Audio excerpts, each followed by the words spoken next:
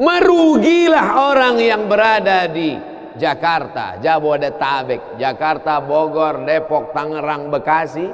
Mereka adalah ayam-ayam mati di lumbung padi. Yang dari Sumatera selamat karena nyebrang pulau. Kalau mau datang kemari rapid test dulu. Kan sembarang. Nih, masih ada bekasnya. Saya selamat. Saya tidak termasuk ayam mati di lumbung padi karena lumbungnya jauh. Tapi yang ada di sekitar Jabodetabek, Lampung agak kena juga karena dekat kemari. Dulu seingat saya berbis-bis datang kemari. Lalu kemudian yang lebih dekat lagi Bogor, yang lebih dekat lagi sekitar ini. Maka ini akan ditanya, la tus'alunna yauma idzin anin na'im. Kamu ditanya, nikmat terbesar adalah bisa tinggal di dekat az-zikra, nikmat terbesar. Tapi tidak ada nikmat yang sia-sia. Afa khalaqnakum abatha, apakah kami ciptakan kamu sia-sia?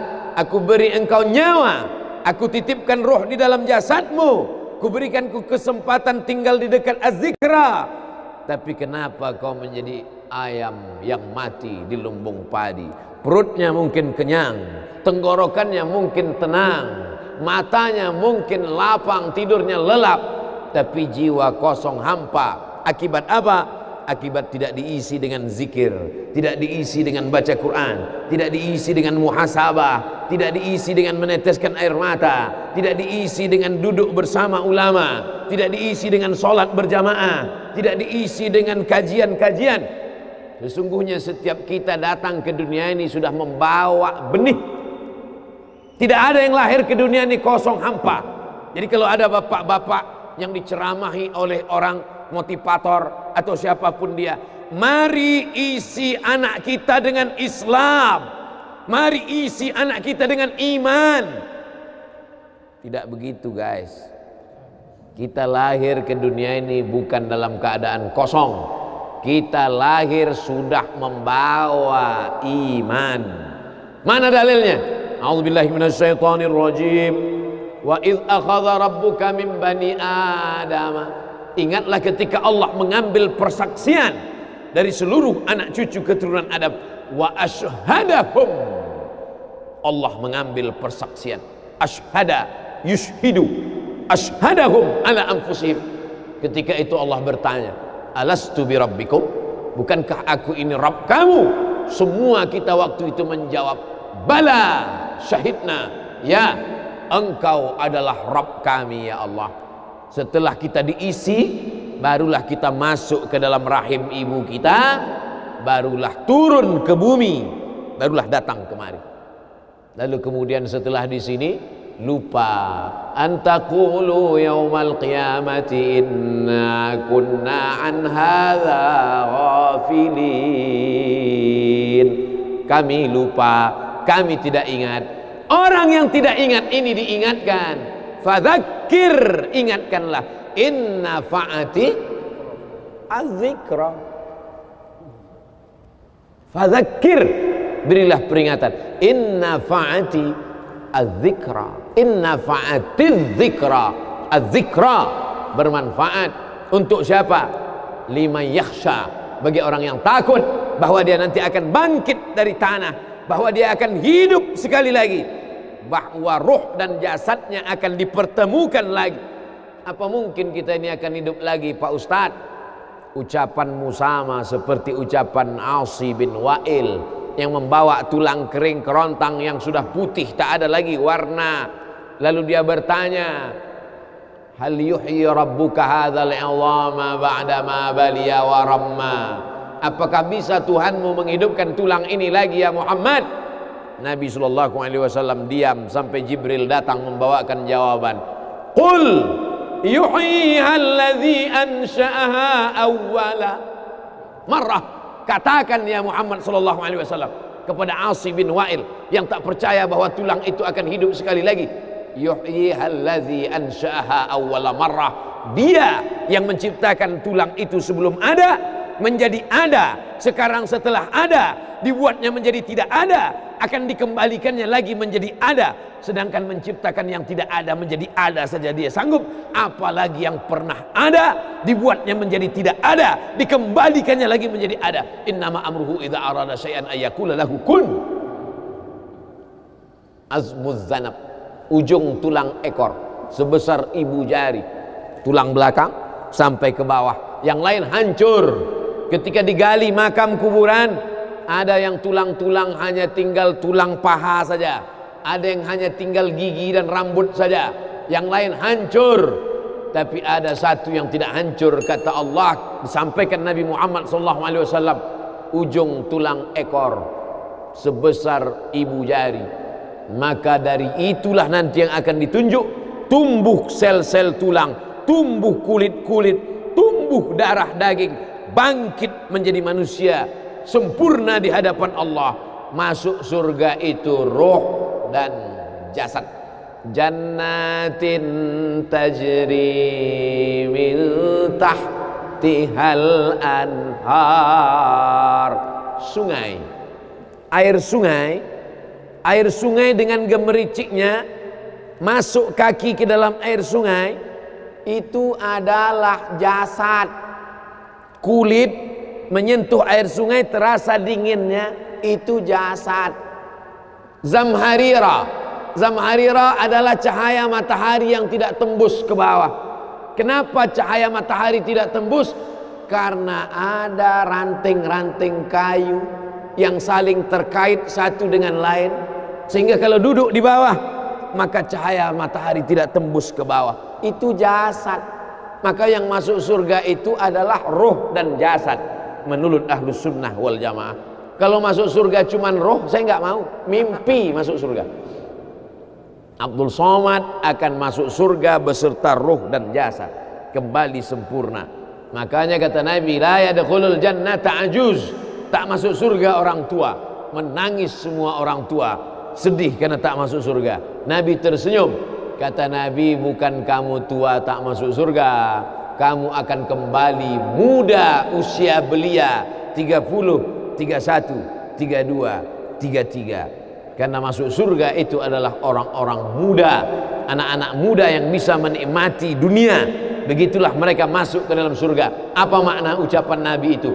Ruh dan jasad masuk ke dalam surga Allah. Lagi-lagi kita sedang diajarkan keseimbangan, bahwa kita lahir membawa iman, tapi iman ini bisa mati. Benih letakkan di tanah pasir kering kerontang, tidak disiram, mati dia, kering. Bagaimana menghidupkannya? Dihidupkan dia dengan ilmu. Tidak ada majelis ilmu yang paling banyak untuk saat ini, majelis ilmu di Az-Zikra. Semua ustadz didatangkan kemari. Ustadz Tengku Zulkarnain, Abah Raud tidak usah disebut lagi, memang beliau guru dari almarhum, Masya Allah tabarakallah. Lalu kemudian para masyaikh, Ustadz Adi Hidayat, Buya Yahya, tak dapat disebutkan satu persatu, Kiai Haji Abdullah Gimnastiar, para alim ulama, alumni Al-Azhar Mesir, alumni dari Yaman, Tarim Hadramaut, Darul Mustafa, Rubat Tarim, berdatangan kemari semua. Majelis ilmu, majelis ilmu. Lagi-lagi ayam mati di lumbung padi. Apa sebenarnya yang terselit dari peribahasa itu? Iman mati karena tidak disirami dengan ilmu. Ilmu, ilmu, ilmu. Datang seorang jamaah menemui saya, Ustadz Somad, saya kena penyakit insomnia, gak bisa tidur malam. Jam 2 malam mata saya masih berkedip-kedip. Bismika Allahumma ahya wa amut, gak mempan. Sebabnya apa Pak? Sebabnya saya beli tanah. Setelah beli tanah, tanam kelapa sawit, dipupuk, dijaga, 3 tahun berbuah. Pas mau dipanen, sudah dipanen orang duluan. Ternyata tanahnya bermasalah, dibawa ke pengadilan, dia yang menang. Akhirnya sampai jam 2 malam gak bisa tidur. Apa yang terlintas dalam pikiran? Kenapa beli tanah, kenapa tanam sawit, kenapa beli tanah, kenapa tanam sawit, kenapa diambil orang, kenapa dulu nggak ternak ikan aja, kenapa nggak ternak puyuh. Berbulan-bulan nggak bisa tidur. Akhirnya pergi ke psikiater. Pak psikiater, ya Saya sudah 2 bulan nggak tidur-tidur Pak psikiater. Akhirnya Pak psikiater buat resep. Ini obatnya, yang ini dimakan sebelum makan, yang ini dimakan setelah makan, yang ini 3 kali, yang ini 2 kali. Akhirnya memikirkan resep itu, makin nggak bisa tidur. Dimakan, tertidur. Dosisnya habis, terbangun. Kenapa beli tanah, kenapa tanam? Setelah dimakan, muncul masalah baru. Terlalu banyak makan obat, terjadi kekacauan tubuh. Akhirnya kena buah pinggang, muncul masalah baru. Sampai akhirnya saya ketemu MP3 Ustadz. Saya dengarkan sebelum tidur malam. Begitu saya dengar, saya tertidur. Makanya saya tidak marah kalau ada jamaah tertidur. Itu menunjukkan jiwanya tenang. Karena dia tidak kena penyakit insomnia. Orang Amerika, orang Eropa, mobilnya mewah, apartemennya cantik, rumahnya megah, duitnya banyak, dolarnya bejibun, gak bisa tidur karena masalah hidup dunia. Kita naik angkot kelewatan gang. Itu menunjukkan apa? Di mana letak ketenangan itu? Huwallazi anzala sakinata fi qulubil mu'minin. Dia yang menurunkan ketenangan ke dalam hati orang yang beriman. Oleh sebab itu maka iman ini mesti disiram dengan ilmu. Majelis ilmu adalah majelis zikir. Majelis ilmu adalah majelis turunnya rahmat dan barakah.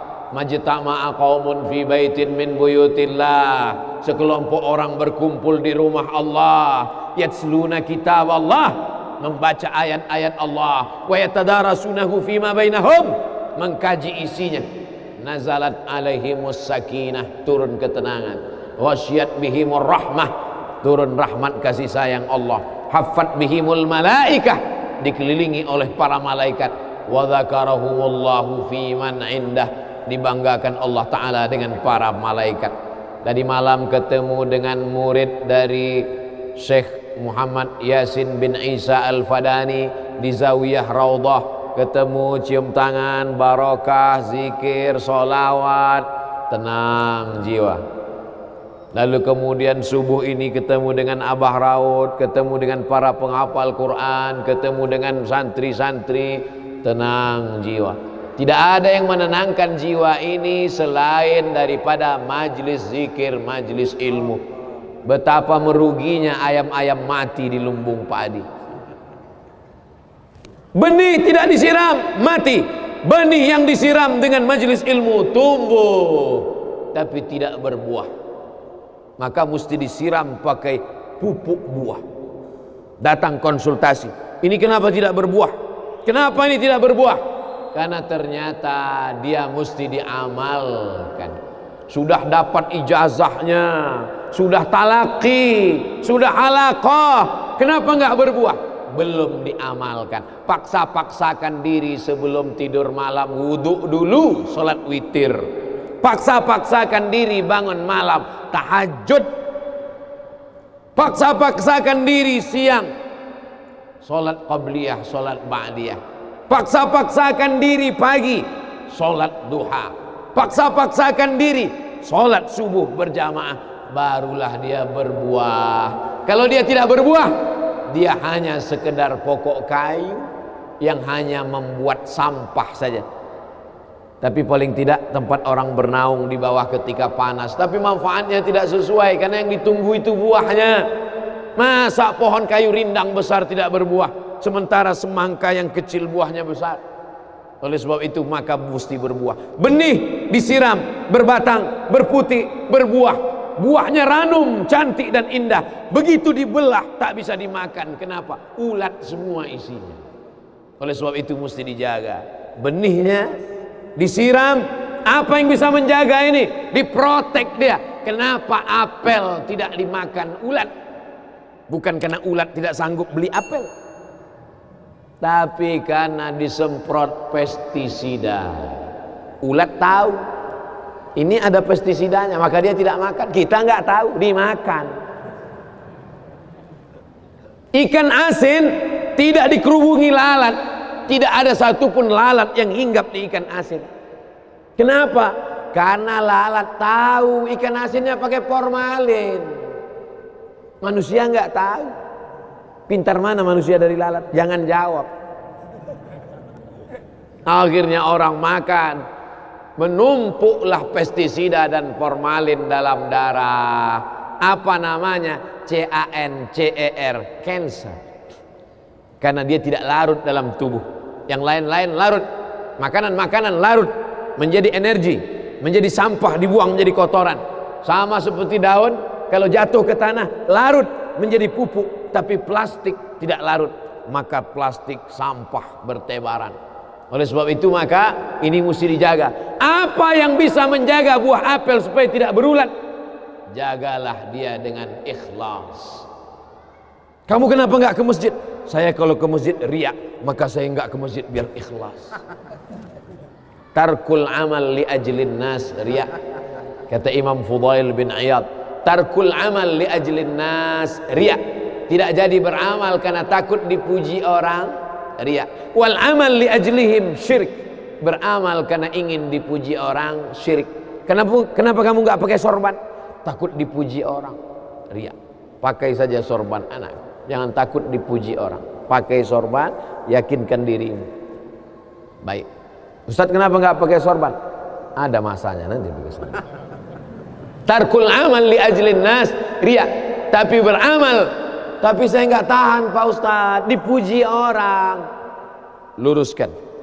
Karena pujian pasti akan selalu datang.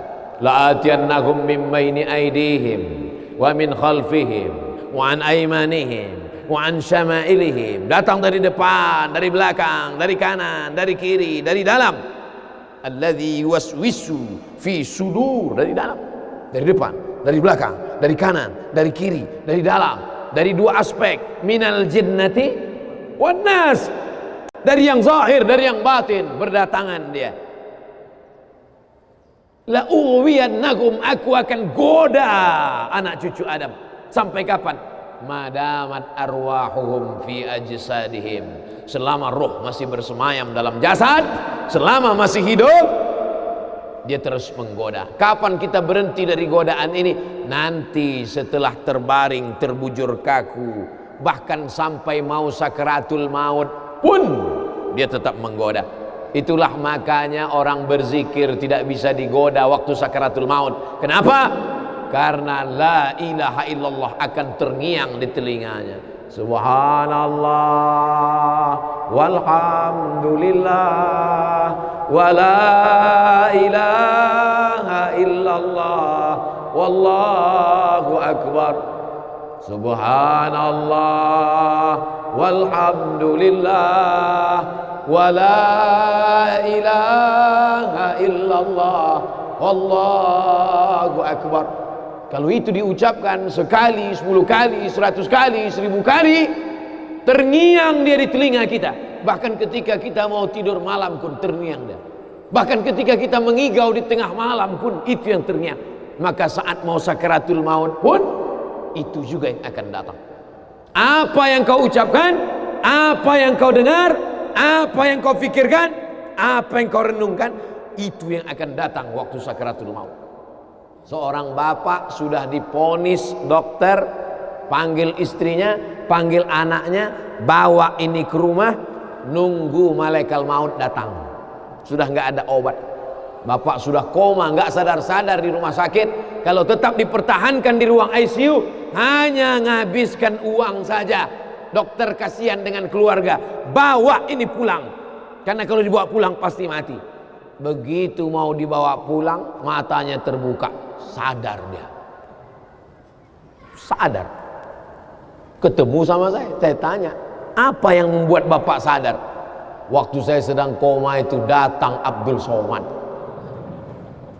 Terus apa kata Abdul Somad itu? Nanya kapan tablik akbar. Akhirnya saya terbangun. Kapan tablik akbar? Saya terbangun, saya pulang ke rumah, saya kumpulkan panitia buat tablik akbar. Datang. Saya heran, kok bisa saya yang datang waktu itu?